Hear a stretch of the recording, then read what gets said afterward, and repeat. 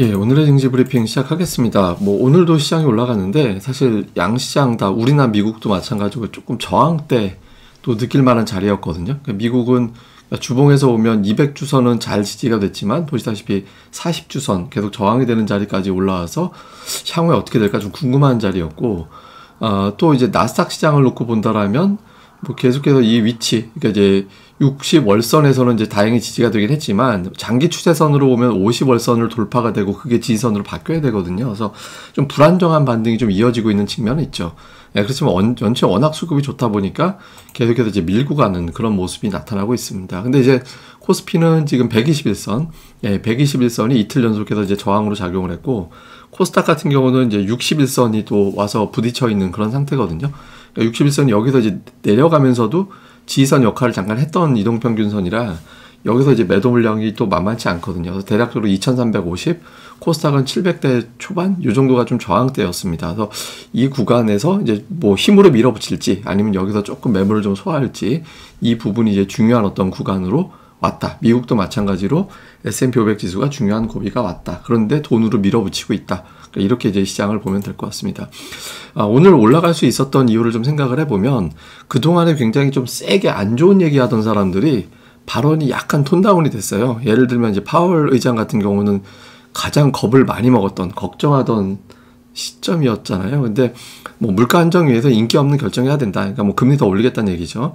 근데 이제 물가를 잡으면 측정할 수 없는 혜택을 갖게 된다. 이러면서 우리가 이제 물가 잡아서 여러분들한테 도움을 줄 거야. 그러니까 우리 너무 미워하지 마. 이런 건데, 중앙은행이 정책으로 독립돼야 한다. 이건 이제 바이든한테 얘기하는 것 같지는 않고 예전에 이제 트럼프한테 아주 시달려가지고 이제 그런 원론적인 얘기를 한 것 같고요.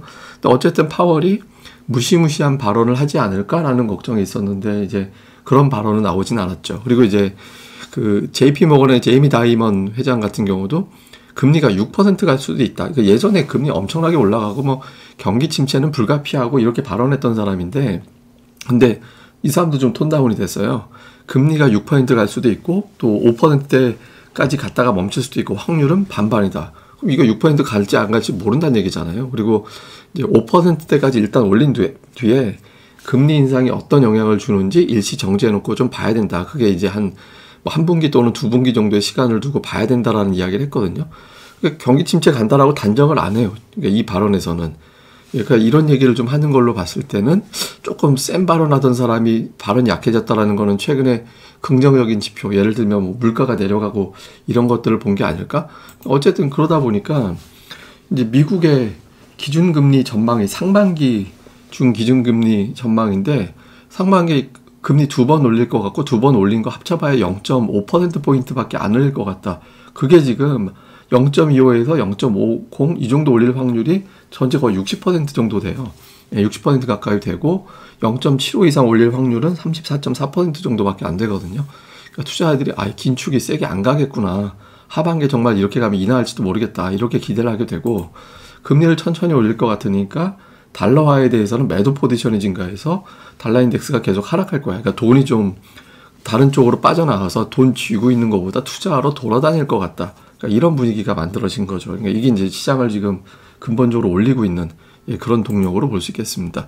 그리고 이제 뉴스들 중에서는 첫 번째, 요거는 이제 하나증권의 이제 최경환 애널리스트님의 그 텔레그램 글을 갖다가 이제 가지고 온 건데, 어저께 저녁에 중국의 어떤 4대 도시 선전시에서 집단 감염이 피크를 지났다 이렇게 발표를 했다고 하거든요. 이런 뉴스들이 자꾸 나오면 어제 이제 관광 관련된 보복 조치가 있었잖아요. 그러니까 중국의 어떤 피크가 지나갔다라면 중국에 대한 규제도 우리나라가 세게 하지 않게 될 것이고, 그렇게 되면 이제 중국도 지금의 보복 조치를 풀어주게 되겠죠. 그러니까 어제 나왔던 뉴스에 대해서 오늘 강하게 작용하지 않는 그런 상황이 됐고요. 그리고 UBS에서는 오늘 7월부터 연준이 빠르면 피벗할지도 모르고 근원 PC가 2.1%까지 떨어질지도 모른다. 그러니까 이런 이야기까지 했어요. 그러니까 지금 대부분 한 3.5% 얘기 나오고 있는데 가장 좋게 보는 게 2.1%. 왜냐하면 에너지 가격이 확 빠지면서 다른 물가까지 끌어내릴 거다. 그러니까 이런 전망을 하고 있거든요. 근데 지금 시장의 가장 근본적인 상승 이유는 이거예요. 그러니까 물가가 잡힐 것 같다. 근데 이러다가 이제 갑자기 이제 CPI가 엉뚱한 숫자가 나오게 되고, 그렇게 되면 이상한 일이 벌어질 수도 있겠죠. 그러니까 시장에서는 자꾸 CPI 물가가 되게 내려가기 시작한 거고 내려가는 속도가 가팔라질 거야. 이런 기대를 자꾸 하고 있는 것 같습니다. 그러니까 이런 부분들이 이제 시장을 올리는 계기가 되고 있고, 그 다음에 이제 또 삼성전자에 대해서는 반도체 재고가 2분기에 정점이다. 그래서 삼성전자 주가는 1분기부터 올라갈 거야. 이런 주장이 나오고 있고요. 오늘 악재도 없진 않았거든요. 그러니까 애플이 이제 내년부터 디스플레이도 이제 자체 조달한다. 그래서 오늘 LG 디스플레이가 좀 많이 빠졌잖아요. 그래서 삼성도 좀 주춤거리기도 했고, 근데 저기 기술적으로는 2025년 안에는 쉽진 않을 것 같다. 이런 또 분석도 있어서 뭐 저게 이제 시장의 결정적인 발목을 잡지는 않았습니다. 근데 이후에 이제 이 뉴스가 어떻게 전개되는지는 좀 이제 봐야 될 것 같습니다. 자, 수급에서는 외국인들이 계속 매수, 어제 뭐 잠깐 매도로 나오긴 했지만 매수하고 있고, 코스닥도 또 매수를 하고 있고, 개인이 이례적으로 1월에 매도를 좀 많이 하고 있죠. 그 다음에 종목으로 보면 외국인들이 하이닉스 6일 연속 매수, 삼성전자는 7일 연속해서 매수인데, 삼성전자를 10일 연속 매수한 적이 작년에 한 번인가 있었거든요. 제가 알기로 8월인가 언제 하든 9월 말에서 10월인가 그랬을 겁니다. 그때 10일 연속 매수 들어온 적은 있었는데, 연속 매수가 잘 안 들어오는 종목인데 지금 7일 연속 매수가 들어왔다라는 거. 그다음에 이제 삼성 SDI라든가 이런 것들은 사고 있고, 반면에 이제 최근에 좀 매수하던 인터넷주라든가 금융주 쪽이 매도로 바뀐 게 좀 특징입니다. 금융주가 좀 빠져나가고 좀 바뀐 게 특징이고요. 기관 투자들 같은 경우는 삼성전자 사고 하이닉스 팔고, 뭐 이렇게 현대차 사고 모비스 팔고, 그러니까 종목별로 좀 엇갈리게 매매하는 그런 형태를 좀 보였고요.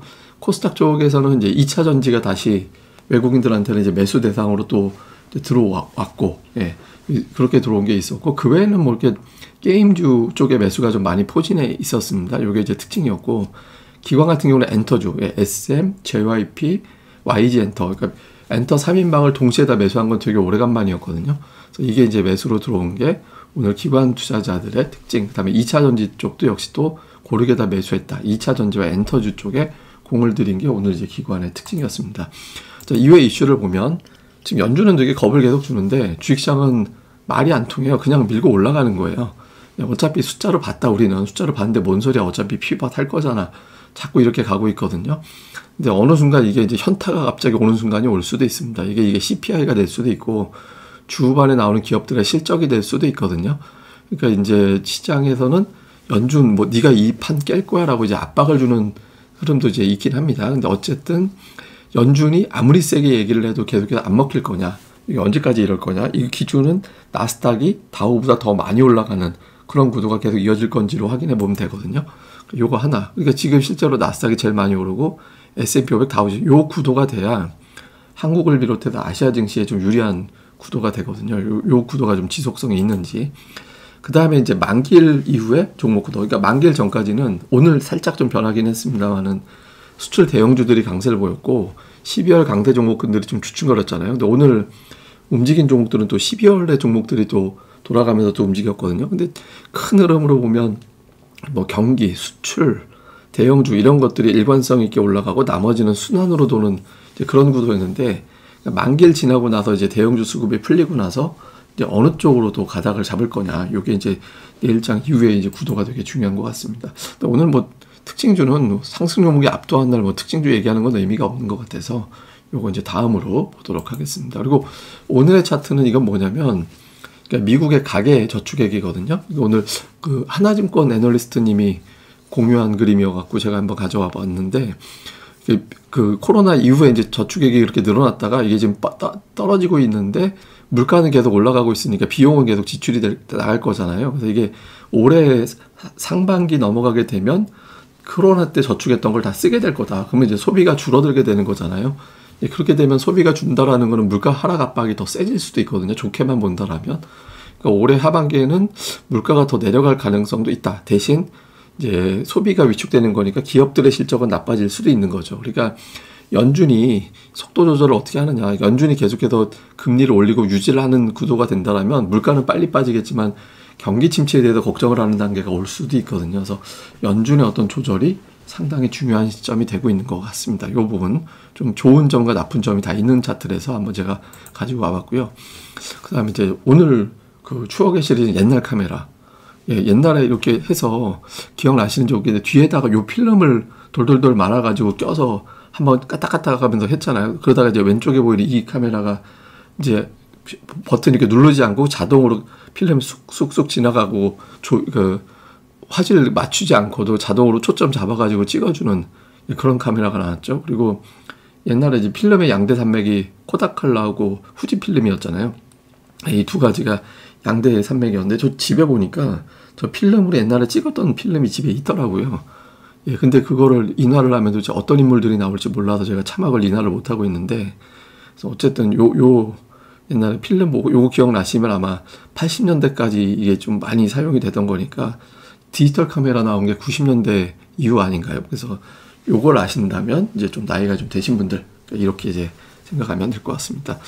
예, 그래서 이 방송 그리고 이제 구독하기 하고 좀 좋아요도 많이 부탁드립니다. 이게 저는 몰랐는데 좋아요를 많이 눌러야 이 알고리즘에 많이 걸린대요. 그래서 이제 좋아요까지 많이 부탁을 드리고요. 그리고 이제 고릴라 카페도 많이 좀 참여 부탁드립니다. 그리고 가입하신 분들은 여기에 지금 강의실에 강의 올라와 있거든요. 여기 보시면 주식 기초 강좌 커리큘럼이 다 올라와 있으니까 이게 조회수가 별로 안 나와갖고 엠마리님이 신경 쓰고 있던데 이 한번 커리큘럼도 한번 봐주시고 요 어떤 내용으로 강의가 진행이 되니까 요 참여도 많이 부탁을 드리도록 하겠습니다.